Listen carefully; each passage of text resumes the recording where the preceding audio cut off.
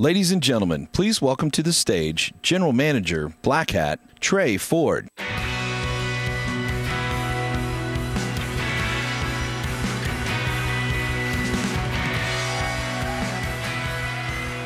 Good morning. Welcome. Before we get started, I want to take a moment with you. I'd like to call for a moment of solidarity. I would like you to join me now in a moment of silence to honor Barnaby Jack.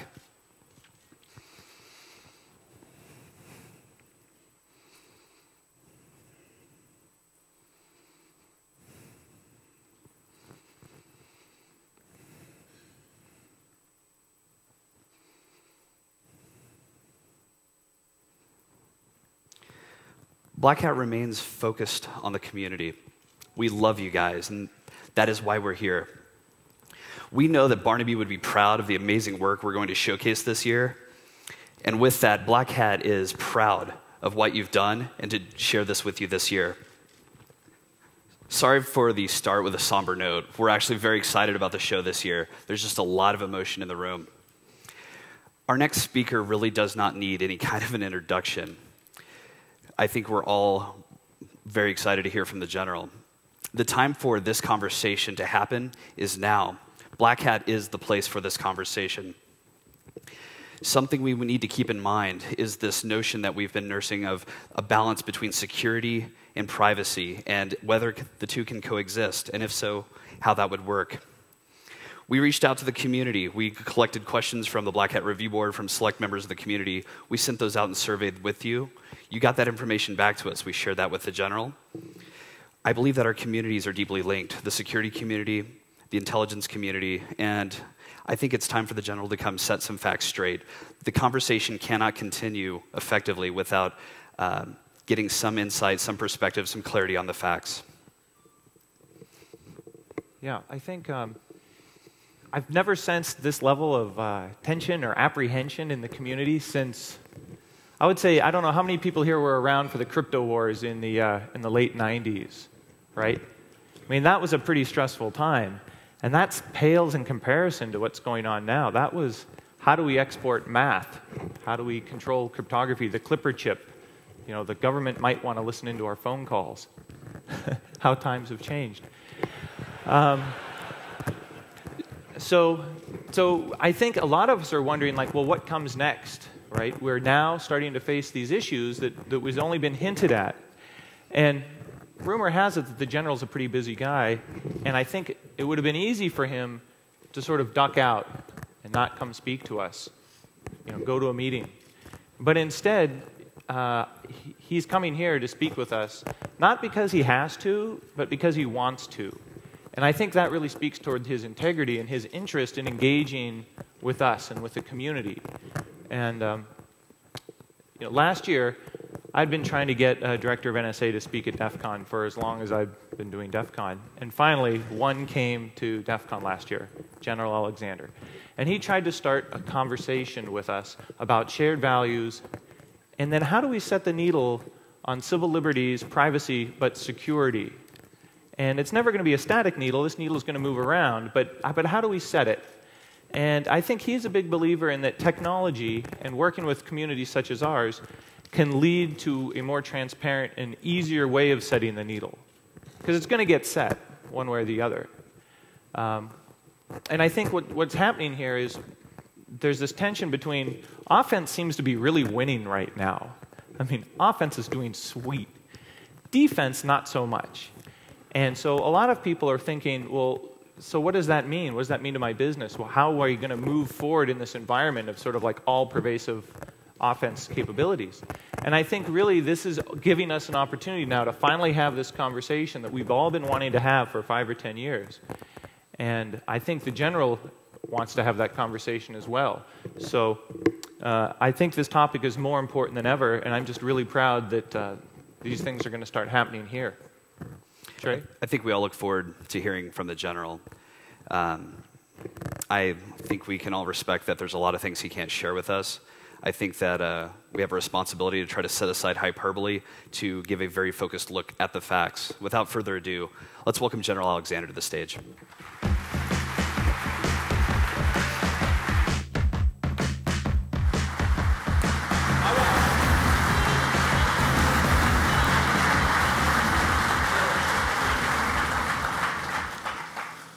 Well, Trey and Jeff, thanks for that introduction.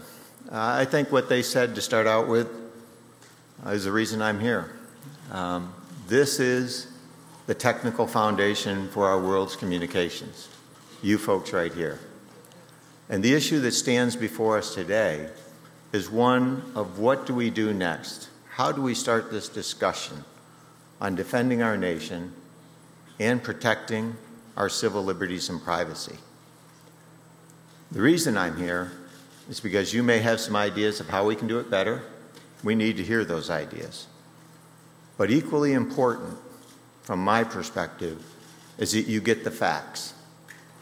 And so what I'm going to do today is try to lay out those facts.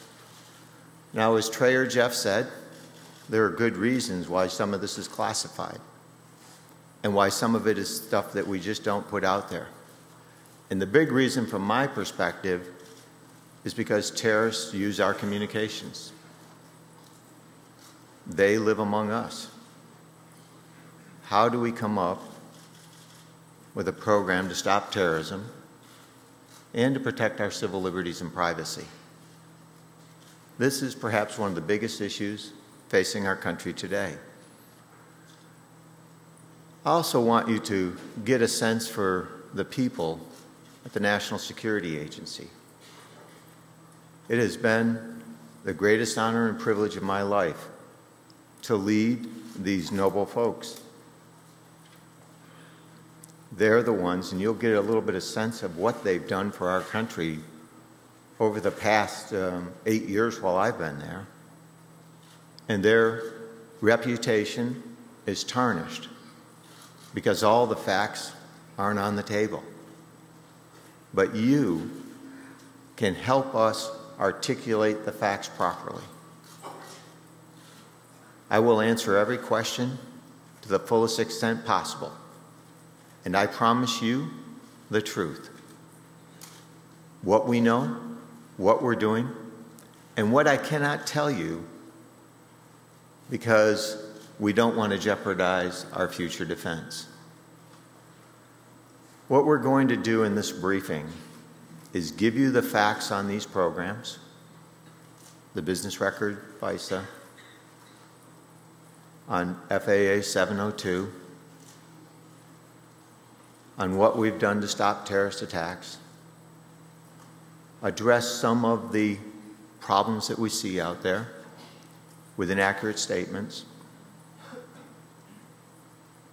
and talk about where do we go from here. That's where you come in. We need to hear from you because the tools and the things we use are very much the same as the tools that many of you use in securing networks. The difference, in part, is the oversight and the compliance that we have in these programs. That part is missing in much of the discussion. I believe it's important for you to hear that, for you to understand what these people have to do in order to do their job to defend this nation, and the oversight regime that we have with the courts, with Congress, and with the administration. I think you need to understand that to get the full understanding of what we do and what we do not do. I think it's important to also step back. Let's go back to the beginning. How did we get here? And normally, being a general, I would say, next slide. But they gave me a device. And they said, figure it out. It says Q. I thought that would be clue. Okay. So, there we go. Let's go back to 1993, the World Trade Center. It goes pretty quickly. Khobar Towers, the East Africa Embassy bombings, the USS Cole, 9/11. Al-Qaeda on the ones on the bottom there, throughout, Khalid Sheikh Mohammed helped fund the first World Trade Center and was the mastermind behind 9/11. We became a nation transformed. The intelligence community, according to the 9/11 Commission, failed to connect the dots. What do I mean by that? What do I mean by failed to connect the dots? We had intercepts of one of the 9/11 hijackers, Midar, from Yemen. We didn't know because we didn't have the tools and the capabilities to see that he was actually in California. We couldn't provide the right tip or information that connected that foreign dot to a domestic plot. The intelligence community failed to connect those dots, and now what we're doing is putting into existence these programs. But I think in order to understand, so how do we actually use these programs, from my perspective, it's important to first understand the people at the National Security Agency, what they do and how they do it. So from my perspective, the best first thing is to step back and say, what did they do during this time period? What are they doing? And so our job is defending this country, saving lives, supporting our troops in combat. And when you think about our soldiers, sailors, airmen, and Marine that were in Iraq and in Afghanistan, it is our responsibility, along with the rest of the intelligence community, to provide the information that they need to survive, to go after the enemy. What you see on this slide is one of those tools that we brought to bear. This is a technical tool.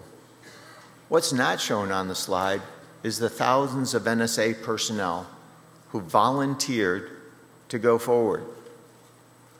Over 6,000 NSA employees have gone to Afghanistan and Iraq. 20 of those cryptologists paid the ultimate price to ensure our troops had the intelligence they need. That's a noble purpose. That's what these people do. And you can see the impact. And for me, it was an honor and privilege to work with these folks. The time and the effort that they spent.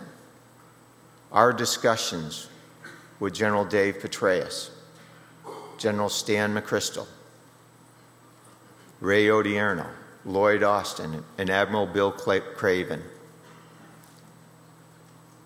Our job was to provide that intelligence that they need and the timeliness that they needed it to help them go after the adversary. And you can see the significant drop that occurred as we implemented those capabilities in Iraq and our troops went forward. This is absolutely superb. The mindset of these people is foreign intelligence to save lives, our military, our civilian. That is a true noble effort. And those are the types of people I have the great honor and privilege to lead. But the discussion today has to take that next step. Well, what about counterterrorism? And what do we do about the discussion that I put on the table from the World Trade Center in 1993 to 9/11? What now? We failed to connect the dots. And so, we had to come up with a way of helping to stop the attack. Our government, Congress, the administration, and the courts all joined together to come up with programs that would meet our Constitution and help us connect those dots. I think it's important to understand the strict oversight that goes in on these programs, because the assumption is that people are out there just wheeling and dealing, and nothing could be further from the truth. We have tremendous oversight and compliance in these programs, auditability. And for many of you with a technical background that work net flow and other things like that, you know that we can audit the actions of our people, 100% in this case, and we do that. But this information and the way our country has put it together is something that we should also put forward as an example for the rest of the world. Because what comes out is we're collecting everything. That is not true. What we're doing is for foreign intelligence purposes to go after counterterrorism, counterproliferation, cyber attacks. And it's focused. And if you think about net flow and the amount of information, you couldn't afford or don't want to collect everything. It makes your analysis harder. If your intent is to go after terrorists, how do you do that? And so there are two programs that we have here.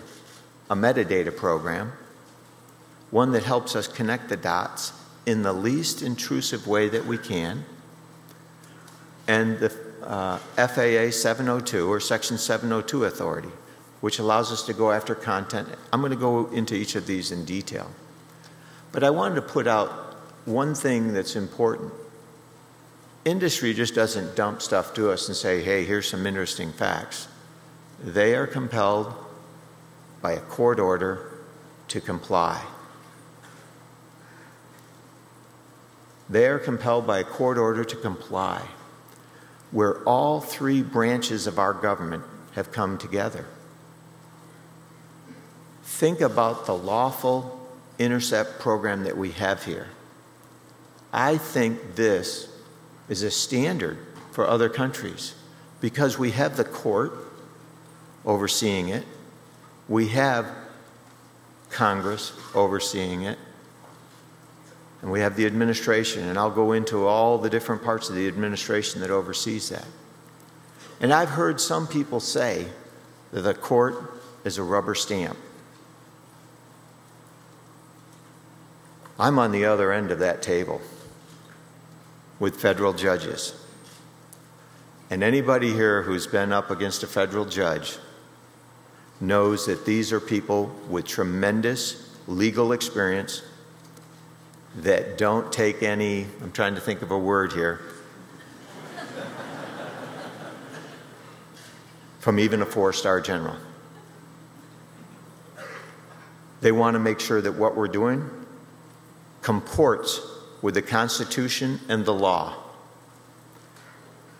And they are dead serious on it. These are folks that have given their whole lives to our nation's judiciary system. These are folks who know they're probably not going to go to the Supreme Court, but they want to do something for our nation. These are tremendous judges. They aren't a rubber stamp.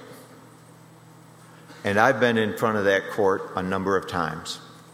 I can tell you from the wire brushings that I've received, they are not a rubber stamp.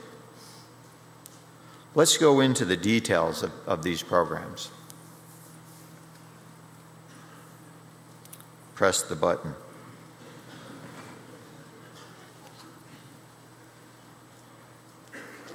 I thought it would be important to give you a picture of what our analysts actually see.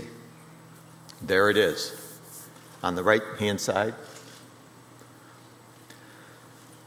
This is for counterterrorism purposes, a program that is designed to go after communications of foreign terrorist organizations to help us connect those dots from a foreign actor to someone who may be in the United States trying to do us harm. This program was designed specifically to help us go after that Midar case. I think it's important to have some of the facts on the table here and for me to give you more of those, more facts. First, as you can see, what you have is the date time of the call, the calling number, and the called number, the duration of the call. And we also put in the origin of the metadata, and you can see it says business record FISA, just as another case, because our analysts who work this, that's a flag for them that says, heads up, this is important court data. This does not include the content of communications. This does not include your phone calls or mine, your emails nor mine, your SMS messages. There is no content. There are no names in the database, no address, no credit card numbers, and no locational information is used. Let me give you an example of how this was important, how the foreign intelligence agencies like CIA and NSA work with FBI to help stop terrorist activities. And this actually was given out publicly on Basali Moalen, a terrorist who was in California. We had an intercept of a communication in Somalia, a phone number of a person talking about terrorist activities. And that phone number, based on what they were talking about, allowed us to look into the database. What does that mean? The database is like a lockbox. The controls that go on this database are greater than any data repository in government, and the oversight is the same. To get a number approved, there are only 22 people at NSA that can approve that number. They have to prove that that meets a standard set by the court, that this has that counterterrorism nexus with al-Qaeda-related groups. Then and only then is that number added to a list that can be queried. Only those numbers on that list can be queried into that database. If you mistype a number, the database will reject it because it has to be on that list. Only 35 analysts at NSA are authorized to run queries. They have to go through 3 separate different training regimen and pass tests to actually do queries into that database. In 2012, there were less than 300 numbers approved, bless you, approved for queries. Less than 300 numbers. Those queries resulted in 12 reports to the FBI. Those reports contained less than 500 numbers. Not millions, not hundreds of thousands, not tens of thousands, less than 500. The intent of this program was to find a terrorist actor and identify that to the FBI. If you think about it, the FBI is a great agency. Director Bob Mueller is one of the greatest people I have ever met. His agency does tremendous work for this country. Our job is not to complicate his life by giving him as many numbers as we can. Our job is to help him focus on the right numbers. And the number that we gave him in California, they had actually had, we gave that to them in 2007. In 2004, they had run an investigation on that individual, but did not have enough information to open up a full field investigation. So they closed that investigation down. In 2007, with the number we gave them, they had enough information. They take that number, and now their portion of this is they can take a national security letter, find out who that number belongs to, and they found out it was Basali Moalen. They can then, with probable cause, get a warrant. NSA only has the fact of a number. FBI can take that, see where it connects to, use national security letter and the legal authorities given to them to take the next step. That resulted in the capture of Bazali Mwalin for material support to terrorism and several co-conspirators. The other program that I would like to talk to is the one we refer to sometimes as PRISM, but PRISM is part of it. It's the FAA 702 authority. This is for foreign intelligence purposes. This is content. This is not targeting U.S. persons. This is targeting threats overseas. This is our lawful intercept program, which is analogous to many other countries around the world. They compel service providers to provide information just as we do. But I mentioned earlier, we have, I believe, a great standard when we look at the court, Congress, and the administration all looking at what we do on each of these. I should mention on the previous slide 100% auditability. So let me just go back to that. I didn't give you that part, and I promised I would, so I don't want you to think I left that out. 100% auditability. Well, that was quick. So maybe there is a no going back. So on this program, 100% auditability on every query that we make. And that is overseen by our Inspector General, our General Counsel. In 2009, in our discussions with the President, when he first came on board, we talked to him about these programs. And the issue was, how do we know the compliance is there and what more could we do? We stood up, working with the committees in Congress, a directorate of compliance. This directorate of compliance is headed by legal professionals and information specialists that can look at everything that we do in these programs and ensure they comport with the court orders. But we also have oversight from the Director of National Intelligence, General Counsel and IG, from the Defense Department, from the Department of Justice, from the White House, from Congress, the Intel committees, and from the courts. Our people have to take courses and pass exams to use this data.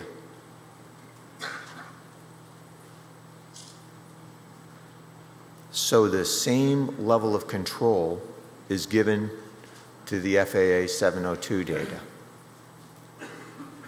In fact, this is the one that at times people say they're listening to all our communications. That is not authorized under this. But the issue would be, for me standing up here, many are going to say, well, I hear what you're saying, but I don't trust that. Congress did a review of this program over a 4-year period, the Senate Select Committee on Intelligence. And over that 4-year period, they found no willful or knowledgeable violations of the law or the intent of the law in this program. More specifically, they found no one at NSA had ever gone outside the boundaries of what we've been given. That's the fact. What you're hearing, what you're seeing, what people are saying is, well, they could. The fact is, they don't. And if they did, our auditing tools would detect them, and they would be held accountable. And they know that from the courses that they take and the pledge that they've made to this nation. And they take that very seriously. Remember, their intent is not to go after our communications. Their intent is to find the terrorist that walks among us. How do we do that? So we have two programs that help us do that. One is on metadata, the least intrusive measure that we could figure out, and that's something that we should discuss, that allows us to hone in and give the FBI greater insights into these actors. And we have this content program, again audited, again our people that go through this have to go through these courses and pass those tests. There are allegations out there that they listen to all our emails. They do all these things. That's wrong. We don't. And if we did, we would be held accountable. 100% auditability on what we do here. At times, I look at that and say, is this too much? Our people say it's the right thing to do. The nation needs to know we're going to do the right thing. We comply with the court orders and do this exactly right. And if we make a mistake, we hold ourselves accountable and report it to everyone. I want to give you an example of what this means to us, what this means to our nation. I'm going to talk about the Zazi case, or the New York City subway bombing, because I think it's important for you to understand how these programs come together. NSA, our CIA, our foreign intelligence agencies, our allies have good ways to go after terrorists. One of those was an Al-Qaeda operative operating out of Pakistan. And we had insights to some of his communications and what he was doing. We took his name and through the 702 court compelled one of the service providers to give us the content of his communications, his email. In those emails, we saw him working with an individual unknown to us, discussing an imminent terrorist attack. All we knew, they were looking for the recipes for bombs. We had an email address, and in the email was a phone number. We didn't know if the phone number was US or overseas. We gave the email address to the FBI. Again, the FBI has legal authorities then to take that email address and find out whose address is this. And this was Najibullah Zazi, a terrorist in Colorado. And they told us that the phone number that was in that email was his. We used that phone number to go into the business records FISA data because it had nexus to an Al-Qaeda related operation. We found the first connection from that phone number in Colorado to an unknown phone number to the FBI in New York City. But the important thing was that phone number in New York City also was talking to another terrorist-related actor. And on another layer out to yet another terrorist. That helped us tell the FBI that number in New York City is really important. That number was Addis Metajunin. Time was of the essence in this case. You may recall that Zazi was driving across the country to conduct the attack. We intercepted this around the 6th of September, and the attack was supposed to occur by 14 September. The FBI has to put these pieces together based on our input, what they get from Customs and Border Patrol, what they get from other intelligence agencies and law enforcement, and figure out what's going on. They are superb. They stopped this attack. This would have been the biggest attack in the United States since 9/11. It came, the initial tip came from the PRISM FAA 702 data. The business record FISA is a tool that also adds value, but it can only add value in the United States. So what does that mean? What have these capabilities done? We have talked about 54 different terrorist-related activities. I put them up here so that you can see what we've been able to do. These are facts. This is a partnership between our foreign intelligence agencies and the FBI, between our country and our allies. We stopped 13 related terrorist activities in the United States and 25 more in Europe. There are a number of things that comes out of this slide. First, the business record FISA can only help in those that are in the United States. It had a role in 12 of those 13. In 4, it came up with no results that was of operational value to the FBI. In the other 8, it provided leads for the FBI to go after. FAA 702 provides value across 53 of these, and in roughly half of them, it was the initial tip. Our nation takes stopping terrorism as one of the most important things. Freedom! Exactly. And with that, when you think about it, how do we do that? Because we stand for freedom. Not that.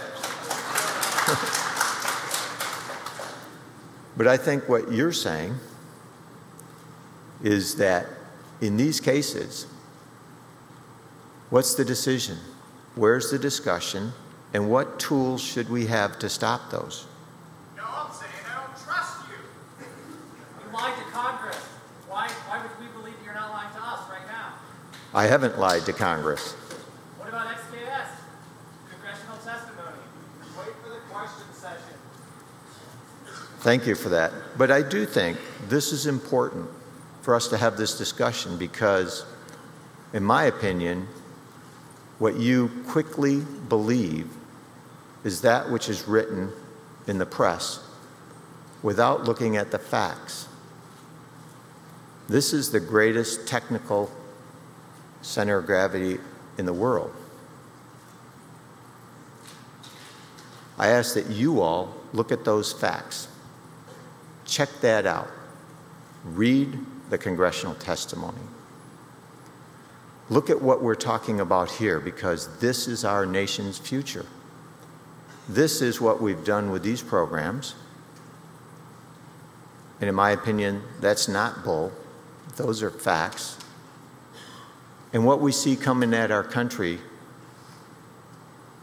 is more of the same. So the question that we have with all of us, so what do we do? Let's begin that discussion. We ought to put the facts on the table and have that discussion so that people who are revealing information that can hurt the future of this country and our citizens, I believe that is irresponsible and will have significant damage to our country. How do we defend this country? That's the question. What you're asking us to do is to defend the country, and we take an oath to that Constitution, and we take that very seriously. It's not either or, it's both. And so here, if you want to be constructive and you want to help get this right, be part of that discussion. Put the facts on the table. That's what we need. You need to understand what we're trying to do to defend the country and protect civil liberties and privacy. On the business record FISA, 15 judges have approved that 34 times. Congress, the courts, and the administrations have looked at it. This morning, the Director of National Intelligence declassified some of those. Review that. See what we do in going after these. So with that, I'd like to open it up for questions.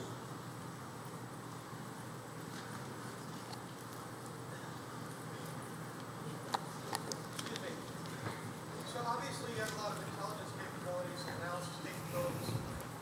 Why do so many parts of the world want to attack us? Forgive me, guys. Generally speaking, we provide the keynote the opportunity to determine if he wants to accept questions from the audience or to receive them in an organized manner. We reached out to the community to try to gather those, to organize those. We weighed them, we ranked them. This is not canned. The general doesn't know what we're throwing at him, but I want to make sure that we're asking your questions for you. We've got a very limited amount of time. If I could, though, please. I have no problem answering that question because I think that's a great question. Why? Repeat the question. So the question that was asked was, so why do countries want to attack us? Why does Al-Qaeda want to attack us? Why do we stand in the way of them reaching their objective? And I think you should look at what they're trying to create, a caliphate. They believe that the Middle East should be run under the Islamic law, Sharia form of law, and that everybody should comply with that form of law. And that we, the United States, working in the Middle East, have stood in their way. They want to attack us. They want to attack us because we're bombing them. Go ahead. So it is interesting that when you look at it, go back to the facts of '93, the World Trade Center, the coal. Look at the East Africa embassy bombings. Look at 9/11. And so that's what we face. Go ahead. General, the top-rated question was question number 7 on the survey. Do you think our national security intelligence and monitoring initiatives negatively impacts our innovative domestic companies' ability to adequately grow in foreign markets over fears of backdoors or covert access? More directly, is the NSA making U.S. companies less competitive? That's a great question. So from my perspective, I think it's important that we put the facts on the table of what lawful intercept is and what these companies are compelled to comply with.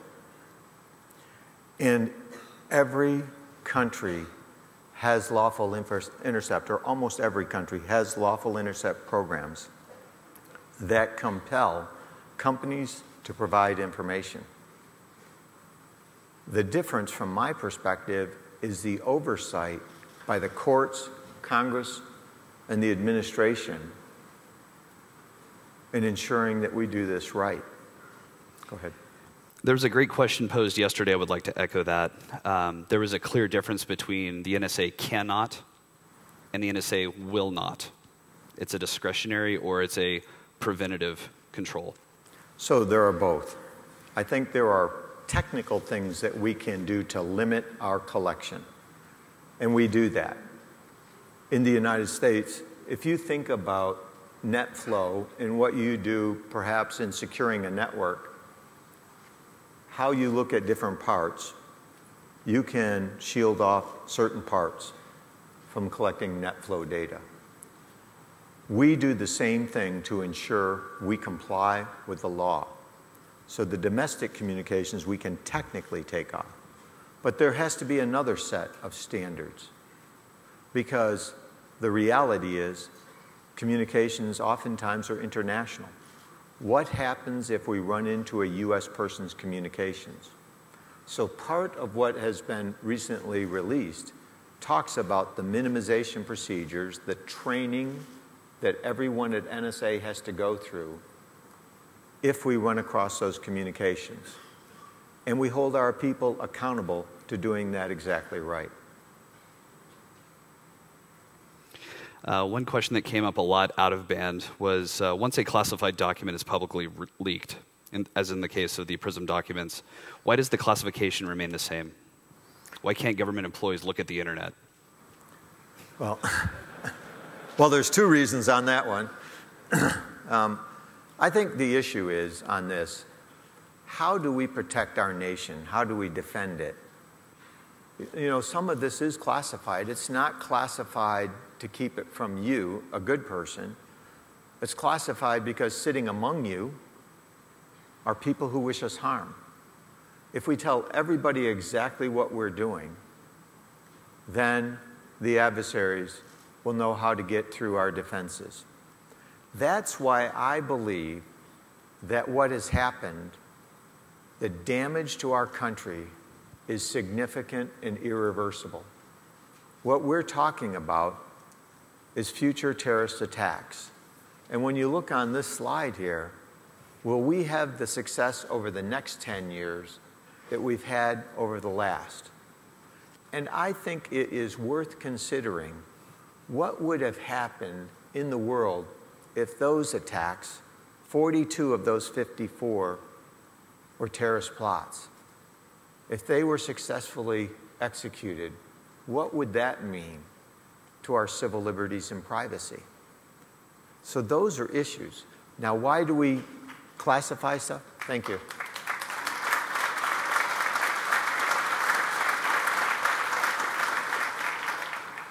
Go ahead. General, I know the NSA doesn't shop where we do. Our attendees here at Blackhat have a certain cadre of tools in our arsenal for defense. Our adversaries are well-read, well-steeped, have access to our tools and means. We appreciate the glimpse into what the NSA is doing, and I know you can't share more.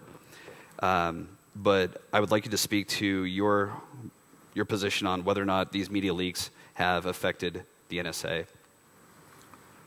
Well, it has. You know, and I think you can hear it from some of the comments that we've gotten here, the sporadic comments. You see, think about people who are willing to go forward to Iraq and Afghanistan to help ensure our soldiers, sailors, airmen, Marine, and the civilians get the intelligence that they need. I believe these are the most noble people that we have in this country. They are willing to put their lives on the line for their fellow soldiers and fellow Americans and other countries. And 20 of them lost their lives.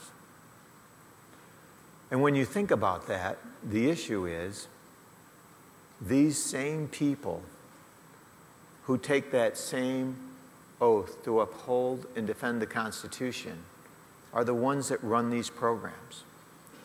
And we get all these allegations of what they could be doing, but when people check, like the Intelligence Committee, they found 0 times that's happened. And that's no bullshit. Those are facts.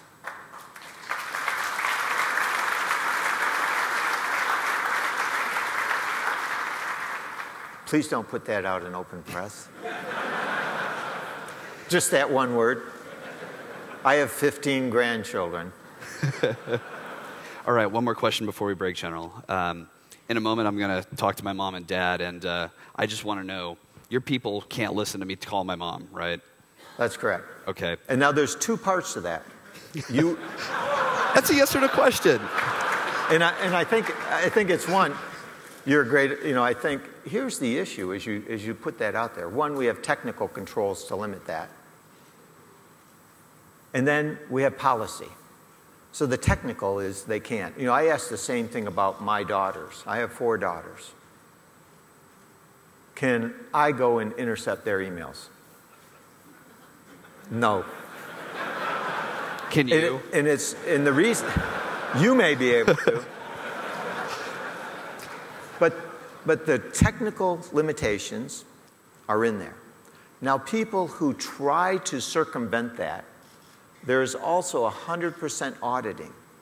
So when you put in my daughter at x.com, and an auditor then looks and says, what's the foreign intelligence purpose of this query?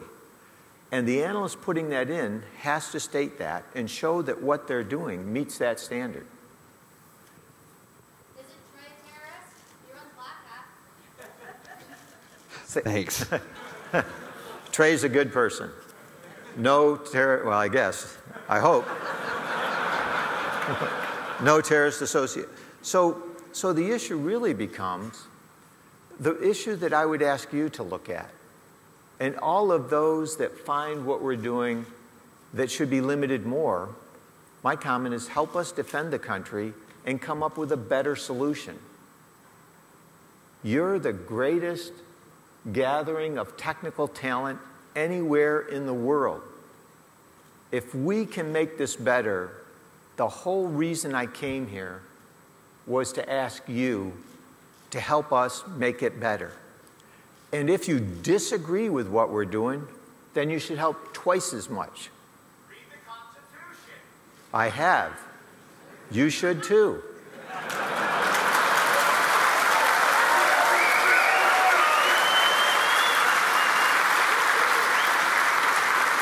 General, I know that it would have been a lot easier to not come. Blackhat is a warm, loving crowd that loves, guests in a different way. Yeah. But thank you so much for coming out. Thank you.